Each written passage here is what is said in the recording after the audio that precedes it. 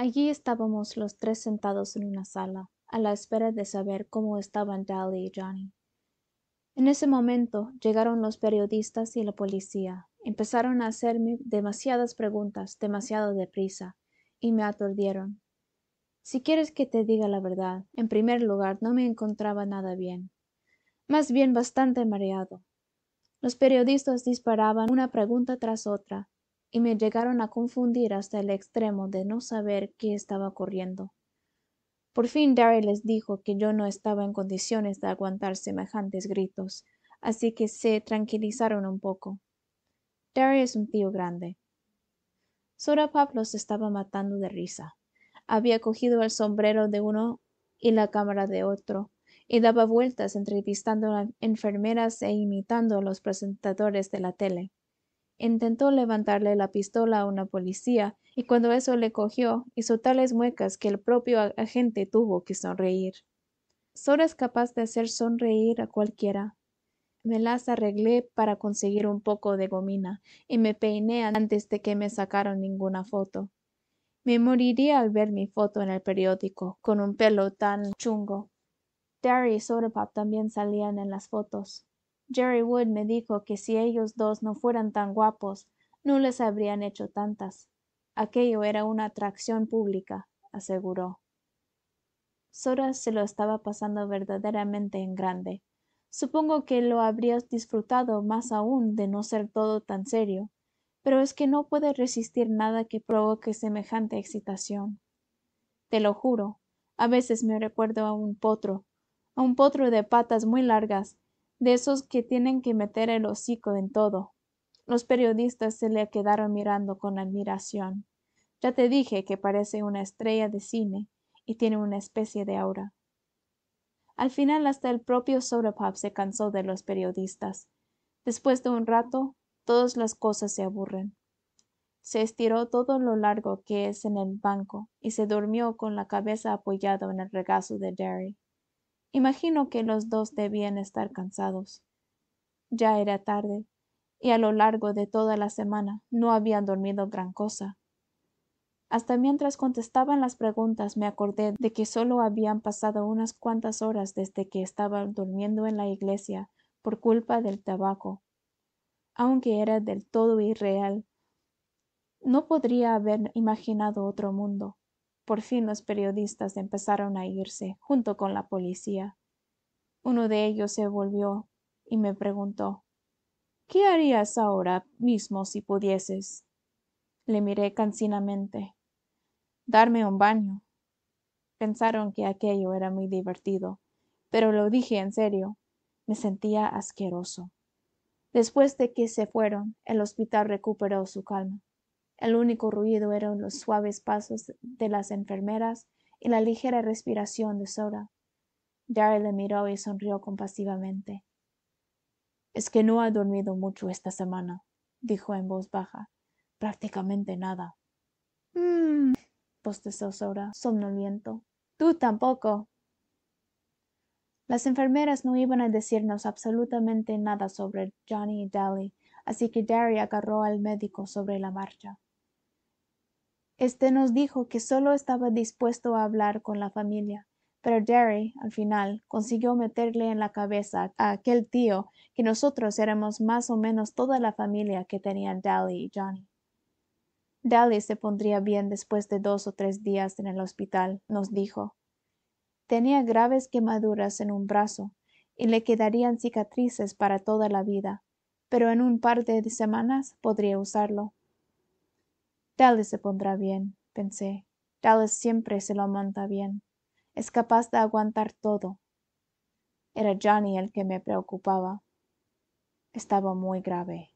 Se había roto la espalda al caerle encima de un enorme pedazo de madera. Había sufrido un colapso y tenía quemaduras de 3er grado. Estaban haciendo todo lo posible por aliviarle el dolor, aunque al tener la espalda rota no era capaz de sentir las quemaduras de la cintura para abajo. No dejaba de llamar a Dallas y a Ponyboy. Si sobreviviera. ¿Cómo que sí? No, por favor, pensé, nada de sí. Se me subió la sangre a la cara y Darry me puso un brazo sobre el hombro y apretó con fuerza. Incluso si sobreviviera, quedaría lisiado para el resto de su vida. Queríais las cosas claras y ahí las tenéis, dijo el médico. Ahora id a casa y descansad. Yo estaba temblando. Me crecía un dolor en la garganta y quise llorar, pero los Greasers no lloran delante de desconocidos. Algunos de los nuestros no lloran nunca, como por ejemplo Daly y Tubit y Tim Shepherd, que se olvidaron de llorar a edad temprana. Johnny lisiado para siempre. Estoy soñando. Pensé en medio del pánico. Estoy soñando. Me despertaré en casa o en la iglesia y todo volverá a ser como antes, pero no me lo creí ni yo. Incluso si Johnny viviera, quedaría lisiado y nunca más podría jugar al fútbol o ayudarnos en una pelea de pandillas. Tendría que quedarse en esa casa que odiaba, en donde no le querían, y las cosas nunca volverían a ser como antes. No tenía confianza en mí para hablar. Si dijese una sola palabra, se me desharía el nudo que tenía en la garganta y me echaría a llorar, a pesar de mí mismo. Respiré hondo y cerré la boca. Para entonces Sora había despertado, y aunque tenía la cara de piedra, como si no hubiese oído nada de lo que el médico dijo, tenía los ojos hostiles y aturdidos. A los hechos serios les cuesta trabajo abrirse camino para llegar hasta Sora, pero cuando llegan le golpean con dureza. Parecía ser como yo cuando vi a aquel Sosh de pelo negro doblado sobre sí mismo y quieto bajo la luz de la luna. Darry me frotaba la nuca con suavidad. Será mejor que nos vayamos a casa. Aquí no podemos hacer nada. En el Ford me quedé dormido de pronto. Me eché hacia atrás y cerré los ojos, y llegamos a casa sin que me dieran tiempo a enterarme. Sora me sacudió amablemente. Ponyboy, despierta. Aún tienes que entrar en casa. Dije medio dormido, y me tumbé en el asiento. Habría sido incapaz de levantarme, incluso para salvar la vida. Oí a Sora y a Darry, pero como si estuvieran muy lejos. Venga, Ponyboy, me suplicó Sora, sacudiendo un poco más fuerte. También nosotros tenemos sueño. Imagino que Darry estaba harto de hacer de el idiota, porque me cogió en brazos y me llevó adentro. Ya pese lo suyo para llevarle en brazos, exclamó Sora. Quería decirle que se callase y me dejara dormir, pero solo conseguí bostezar. Pues seguro que ha adelgazado bastante, dijo Darry. Adormilado, pensé por lo menos sería capaz de quitarme los zapatos, pero no. Me quedé frito en el mismo instante en que Darry me dejaba sobre la cama. Me había olvidado de lo verdaderamente blanda que es una cama.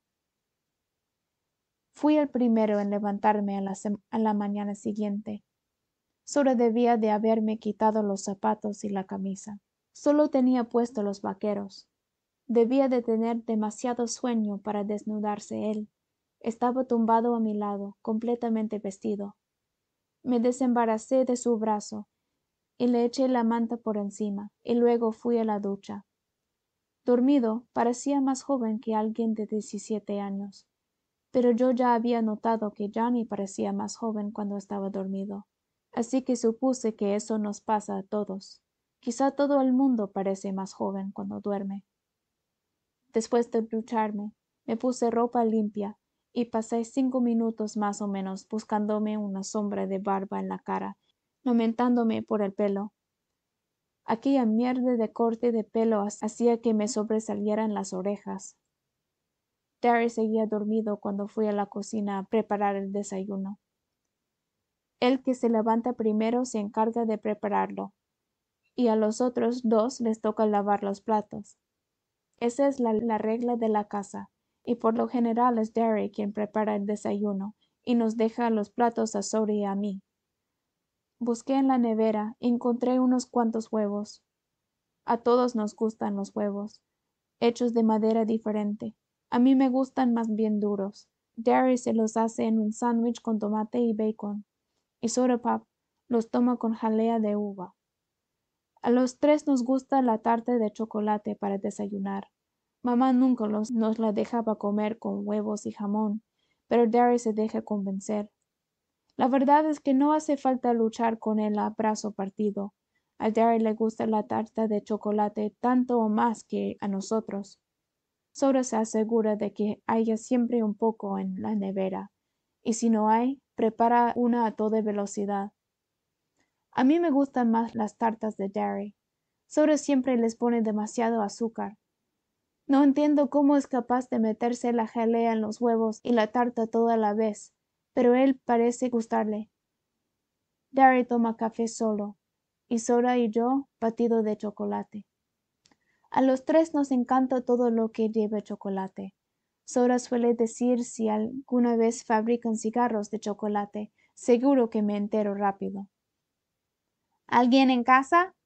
Era una voz familiar la que se oyó en la puerta, y entraron Steve y Tubet. Siempre metemos la cabeza en las casas de los otros, gritamos ¡Hey! Y entramos sin más. La puerta de casa siempre está abierta, por si alguno de los chicos le echan de la suya a patadas y busca un sitio donde pasar la noche y calmarse un poco. Nunca se puede saber a quién vas a encontrarte tumbado en el sofá por la mañana. Por lo general era Steve, pues su padre le había dicho hacía una semana que se largara y que no se le ocurriera volver.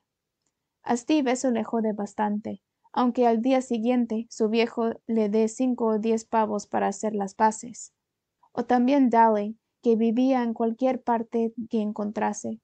Una vez incluso encontramos a Tim Shepard, el jefe de la pandilla Shepard, lejos de su guarida, leyendo el periódico en el sillón. No hizo más que levantar la vista, decir ¿qué pasa? Y largarse sin quedarse ni siquiera a desayunar. La madre de Tubet nos había advertido que tuviéramos cuidado con los ladrones, pero Derry, flexionando los músculos de manera que abultasen como pelotas de béisbol más grandes de lo normal, dijo que tampoco teníamos nada que merecía la pena robar. Prefería arriesgarse a un robo, dijo, si eso significaba mantener a alguno de los chicos apartados de robar una gasolinera o algo por el estilo. Así que la puerta nunca estaba cerrada. Sí, aquí, grité, olvidándome de que Derry y Soda seguían dormidos. No peguéis portazos. Dieron un portazo, por supuesto, y Tubet entró corriendo en la cocina. Me cogió por los brazos y me dio unas cuantas vueltas, sin hacer ni caso al hecho de que tuviera 2 huevos en la mano. ¡Ponyboy! Gritó alegremente. ¿Cuánto tiempo? Parecía que habían pasado 5 años en vez de 5 días desde la última vez que nos vimos, pero no me importó. Me gusta el viejo Tubet. Es un colega ideal. Me echó por el aire a los brazos de Steve, que me soltó una palmada juguetona en la espalda que tenía toda magullada, y me empujó por toda la habitación. Uno de los huevos salió volando. Aterrizó en el reloj, y apreté tanto el otro que se me hizo añicos en la mano. Mira lo que habéis hecho, me quejé. Nos hemos quedado sin desayuno. ¿No podíais esperar a que dejara los huevos antes de zarandearme por todo el país? En serio que estaba un poco cabreado, porque acaba de darme cuenta que el tiempo que había pasado desde la última vez que había comido. Lo último que había zampado era un pastel de crema con chocolate de Dairy Queen de Wendricksville, y tenía hambre. Tubet se puso a dar vueltas a mi alrededor, y yo suspiré porque había adivinado lo que se me venía encima. ¡Tío, qué calborota! Mientras daba vueltas miraba con atención mi cabeza. No puedo creerlo. Pensaba que todos los indios salvajes de Oklahoma ya habían sido civilizados. ¿Quién es la piel roja que se ha quedado con tu cojonuda cabellera, Ponyboy? Venga, tío, corta el rollo, le solté. Lo primero, no me encontraba nada bien, como si me estuviera poniendo enfermo o algo así. Tubet le guiñó un ojo a Steve y este dijo: Venga, tenía que cortarse el pelo para salir en el periódico. Nunca se les habría creído que un gamberrillo con aire de greaser pudiera ser un héroe. ¿Qué tal se siente eso de ser un héroe, chavolote? ¿Qué tal me sienta qué? Ser un héroe, ya sabes, me empujó el periódico. Eso de salir en la primera página del rotativo. Me quedé mirando el periódico. En la primera página del segundo cuadernillo, el titular decía: Jóvenes delincuentes se convierten en héroes. Lo que más gracia me hace de eso es se convierten, dijo Tubet limpiando el huevo del suelo. Erais héroes desde el principio. No os habéis hecho de repente. Casi ni le oí. Estaba leyendo el periódico. Toda la página hablaba de nosotros, de la pelea, del asesinato, del incendio en la iglesia, de que los Soches estaban borrachos, de todo. Allí salía mi foto, con Derry y Soda Pop. El artículo explicaba cómo Johnny y yo nos habíamos jugado la vida al salvar a aquellos críos, y salía un comentario de uno de los padres que decían que todos habrían muerto de no haber sido por nosotros. Contaba toda la historia de nuestra pelea con los Soches. Claro que ellos no decían Soches, porque la mayor parte de los adultos no tienen ni idea de las batallas que se arman entre nosotros. Habían entrevistado a Terry Valance, y ella decía que Bob estaba borracho y que los chicos habían estado buscando pelea cuando la llevaron a casa. Bob le había dicho que no se iban a ajustar las cuentas por haberle recogido. Su colega, Randy Anderson, que le había ayudado a asaltarnos, también reconocía que fue culpa suya y que nosotros solo peleamos en defensa propia. Pero a Johnny le colgaban el muerto de homicidio. Fue entonces cuando me enteré de que yo tenía que comparecer ante un tribunal por haber huido, igual que Johnny, si se recuperaba. Nada de sí, pensé en otra vez. ¿Por qué siguen diciendo sí? Por una vez en la vida no había acusaciones contra Daly, y supe que se iba a coger un cabreo de mucho cuidado, porque el periódico hablaba de él como de un héroe por haberle salvado la vida de Johnny. Pero no decía nada de su ficha policial, de la que él estaba tan orgulloso. Si agarrase a peso periodistas, se liaría con ellos a golpes. Había otra columna sobre Derry, Soda y yo. Hablaba de cómo Derry trabajaba en 2 curros y era bueno en los 2, y de sus récords fuera de serie en el instituto. Mencionaba que Soda Pop dejó de estudiar para que pudiéramos seguir juntos, y que yo iba de maravilla en el instituto, y que quizá, en el futuro, podría llegar a ser una estrella de atletismo. Ah, sí, me olvidaba. Estoy en el equipo A de atletismo, en el que soy el más joven. Soy buen corredor. Después decía que no deberíamos estar separados después de haber trabajado tanto para permanecer juntos. El significado de eso último me golpeó. Quiere decir, tragué con dificultad, que están pensando en llevarnos a mí y a Sora al orfanato o algo así. Steve se estaba peinando cuidadosamente sus complicados rizos. Algo así. Me senté aturdido. Ahora no podían separarnos. Ahora no, ahora que por fin Darry y yo nos habíamos llegado a entender, ahora que estaba al caer el gran pelea y estábamos a punto de poner en su sitio toda la movida Soch Greaser. Ahora no, ahora que Johnny nos necesitaba y Dally seguía en el hospital y no iba a estar en la gran pelea. No, dije en voz bien alta, y Tubet, que estaba limpiando el huevo del reloj, se volvió a mirarme. ¿No qué? Que no nos van a meter en un orfanato. No te preocupes por eso, dijo Steve, convencido de que Soda y él se las arreglarían con cualquier cosa que pudiera surgir. Esto no se lo harían a los héroes. ¿Dónde están Soda y Superman? No pudo continuar con sus palabras, porque Derry, vestido y afeitado, entró a espaldas de Steve y le levantó del suelo y le dejó caer. Solemos llamar a Derry Superman o Músculos de vez en cuando, pero una vez Steve cometió el error de referirse a él diciendo toda fuerza pero nada de coco, y a poco no le rompe la mandíbula. Derry nunca ha superado eso de no ir a la universidad. Fue la única vez que he visto a Soda de mala leche con Steve. aunque Sora no le da ninguna importancia a la educación. El instituto le aburría. Era un lugar muy soso. Sora entró a todo correr. ¿Dónde está la camisa azul que lavé ayer? Tomó un sorbo de batido directamente del bote. Siento tener que decírtelo, colega, dijo Steve, tendido cuán largo era en el suelo. Pero tienes que llevar ropa de trabajo. Creo que hay una ley. Ah, sí, por supuesto, exclamó Sora. ¿Y dónde están mis vaqueros claros? Los planché. Están en el armario, dijo Jerry. Date prisa. Llegarás tarde. Sora salió corriendo, mascullando por lo debajo. Voy volando, voy volando. Steve salió detrás de él, y en un minuto se armó un escándalo enorme, con pelea de almohadas incluida. Miré medio atontado a Jerry, que revolvía la nevera en busca de tarta de chocolate. Jerry, le dije de repente, ¿tú sabías de lo del tribunal de menores?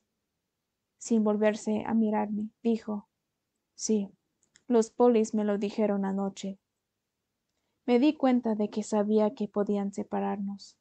No quería preocuparle, pero le dije, he tenido uno de esos sueños esta noche, el que nunca recuerdo.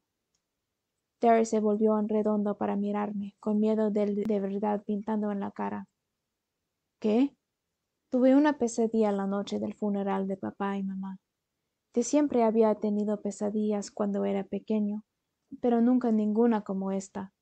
Me despertaba chillando como un poseso, y nunca era capaz de recordar qué me había dado tanto miedo. A Sora y a Derry les daba casi tanto miedo como a mí.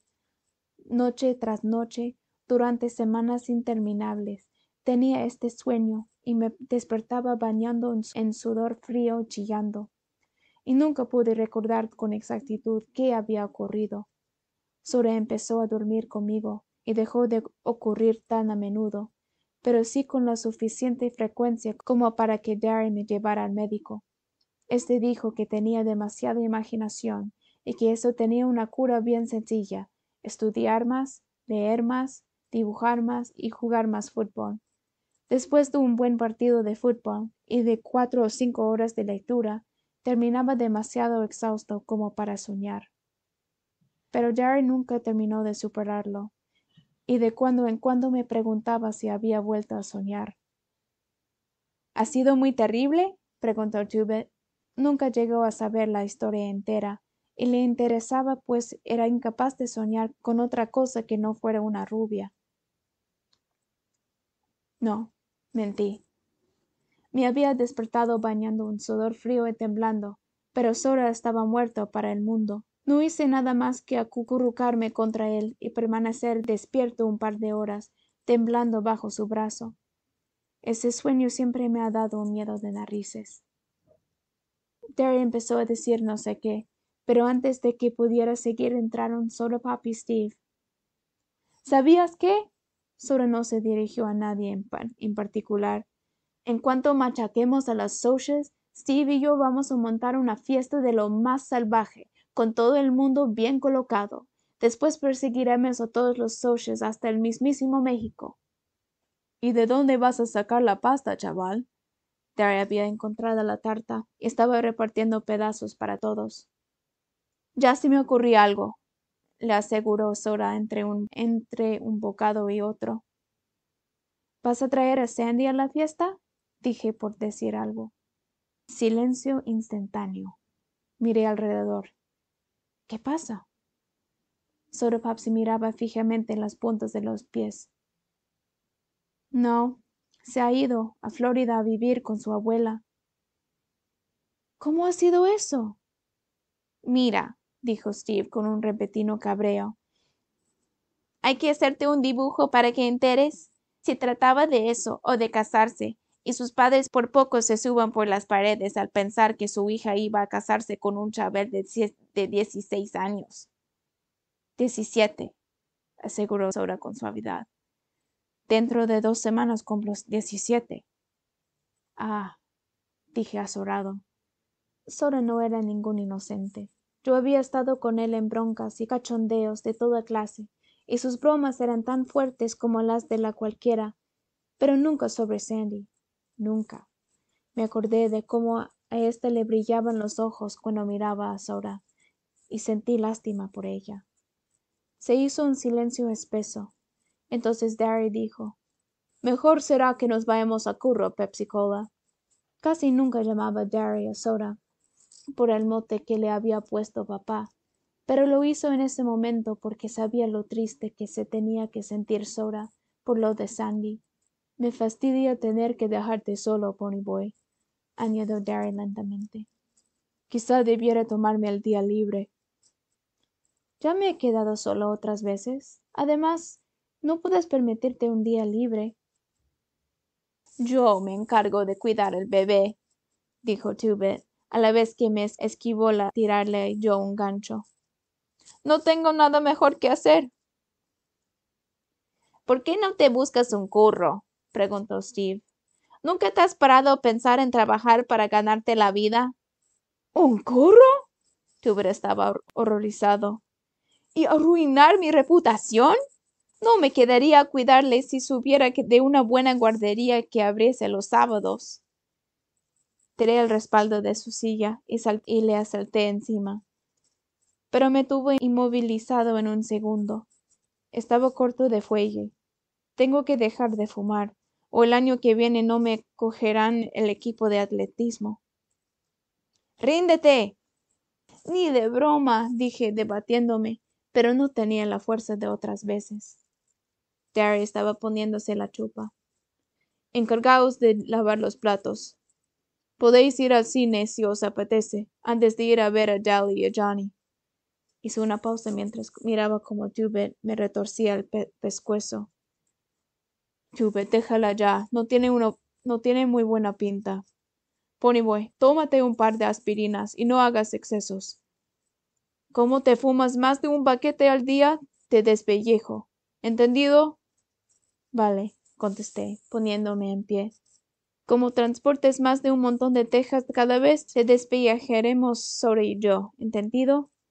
Hizo una de sus extrañas muecas. «Vale, nos vemos por la tarde».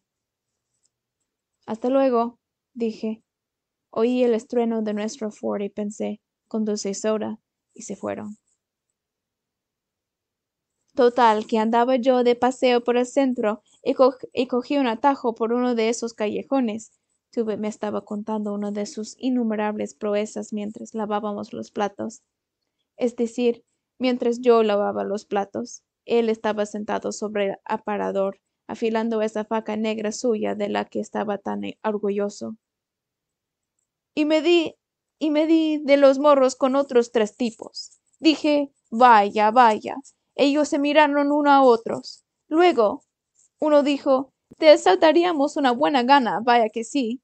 Pero como te estás tan pelado como nosotros, suponemos que no tenemos nada que merezca la pena». Y yo le dije: «Tío, eso es cierto», y seguí mi camino.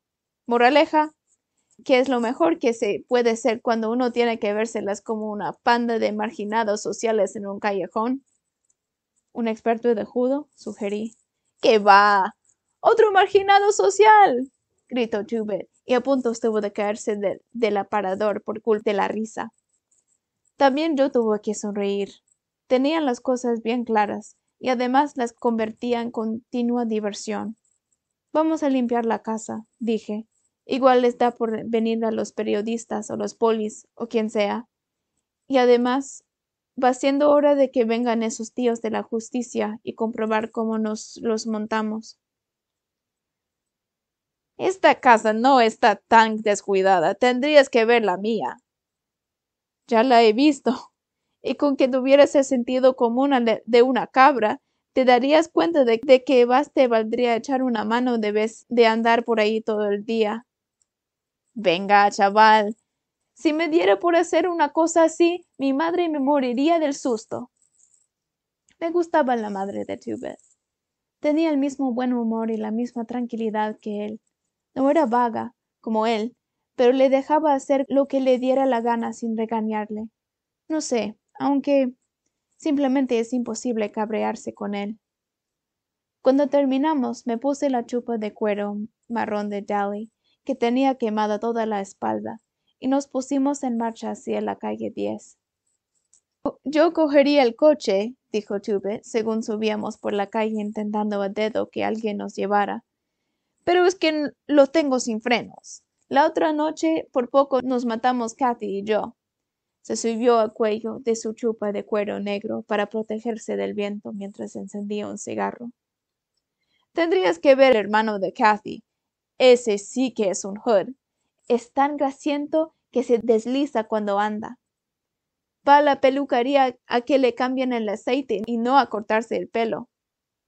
Me habría reído, pero tenía un terrible dolor de cabeza. Nos paramos en la Tasty Freeze a pillar un par de Coca-Colas y descansar un poco, y el Mustang azul que nos había seguido durante 8 manzanas se detuvo. A punto estuve de echarme a correr, y Tubet debió de haberlo adivinado, porque sacudió levemente la cabeza y me echó un cigarro. Al encenderlo, los socios que nos asaltaron a mí y a Johnny en el parque saltaron del Mustang. Reconocí a Randy Anderson, el novio de Marcia, y al tío altote que al punto estuvo de ahogarme. Los odiaba con todas mis fuerzas. Era culpa suya que Bob estuviera muerto. Era culpa suya que Johnny estuviera muriéndose. Los odiaba con la misma amargura que el mismo desprecio con lo que odiaba Dallas Winston. Tubet me puso un codo sobre el hombro y se apoyó contra mí, dando caladas al cigarro. Ya sabéis las reglas. Nada de escaramuzas antes de la pelea, les advirtió a los socios. Lo sabemos, dijo Randy. Me miró. Ven acá. Quiero hablar contigo. Miré a Tubet, que se encogió de hombros. Seguí a Randy hasta su coche, donde no nos oían a los otros. Nos sentamos adentro, en silencio. Joder, era el coche más chulo en que he estado en mi vida. He visto que has salido en la prensa, habló Randy por fin. ¿Cómo fue? No lo sé. Igual me apetecía dármelas de héroe. Yo no lo habría hecho. Habría dejado de esos críos se abrazaran. Quizá no. Quizá habrías actuado igual que yo. Randy sacó un cigarro y presionó el encendedor del coche. No lo sé. Ya no sé nada. Nunca habría creído que un greaser fuera capaz de eso. Lo de greaser no tiene nada que ver con eso. Mi colega, el de ahí, quizá no lo hubiera hecho. Quizá tú sí. Y quizá un amigo tuyo no. Es algo individual. No voy a dejarme ver en la pelea de esa noche, dijo Randy despacio. Le miré de arriba abajo. Tenía unos 17 años, pero ya era viejo, de la misma manera que Dallas era viejo. Terry había dicho que sus amigos eran demasiado tranquis como para sentir nada, y pese a todo, ella recordaba haber mirado las puestas del sol. Randy era presumiblemente demasiado tranqui para sentir nada, y pese a todo, había dolor en sus ojos. Estoy enfermo de todo, enfermo y harto. Bob era un buen tipo. Era el mejor colega que nadie haya tenido nunca. O sea, que peleaba como nadie. Era un tío guay y todo eso. Pero también era una persona de verdad. ¿Te enteras? Asentí con la cabeza. Está muerto. Su madre ha sufrido una crisis nerviosa. Le había mimado hasta pudrirle. O sea, casi todos los padres estarían orgullosos de un hijo así, de buen aspecto, listo y todo eso. Pero siempre cedieron ante él. Intentó siempre conseguir que alguien le dijera no, pero no fue capaz. Nadie lo hizo. Eso es lo que quería, que alguien le dijese no. Conseguir que alguien dispusiera la ley, fijase los límites, le diera algo sólido en que apoyarse. Eso es todo lo que quería, en serio. Una vez, Randy posesó una sonrisa. Yo sabía que estaba a punto de llorar. Una vez, llegó a la casa más borracho que nunca. Estaba seguro de que sus viejos se iban a subir por las paredes. ¿Y sabes qué hicieron? Pensaba que ello era algo que ellos habían hecho. Creían que era culpa suya, que le había fallado o que le habían conducido a ello a lo largo por el estilo. Cargaron ellos con la culpa y a él no le hicieron nada. Si su padre le hubiese zurrado, si solo le hubiese zurrado una vez, quizá todavía estuviese vivo. No sé por qué te cuento todo esto. No podría contárselo a nadie más. Mis amigos, bueno, creen que me falta un tornillo o que se me está ablandando el corazón. Igual es verdad. Ese chaval, tu colega, el que se quemó, ¿puede morir?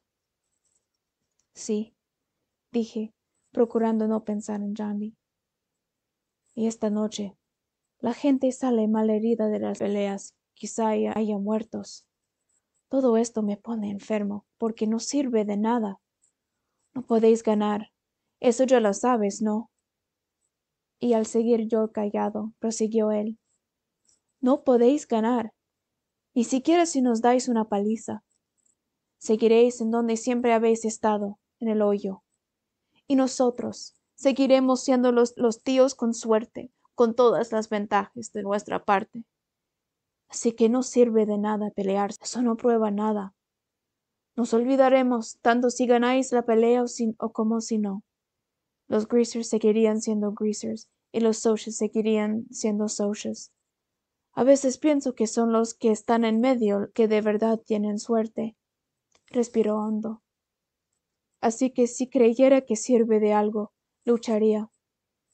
Creo que voy a irme de la ciudad, agarrar el Mustang y toda la pasta que pueda pillar y largarme. Escapar no te ayudará. Joder, ya lo sé. Randy saltó un medio gemido. ¿Pero qué otra cosa puedo hacer? Si me da por aparecer en la pelea, estoy señalando. Y si me aborrecería a mí mismo, si no fuera así, no sé qué hacer. Si pudiera, te ayudaría, dije. Me acordé de la voz de Cherry. Las cosas están muy crudas por todas partes. En ese momento, supe qué quiso decir. Se me quedó mirando. No, no lo harías. Yo soy un Soch. Tú pillas un poco de pasta y te odia el mundo entero. Volvió a mirarme, tal como miraba. Podría haber tenido 10 años más de los que tenía. Salí del coche. Habrías salvado a esos niños si hubieses estado allí, le dije. Los habrías salvado igual que lo hicimos nosotros. Gracias, Greaser, exclamó, intentando sonreír.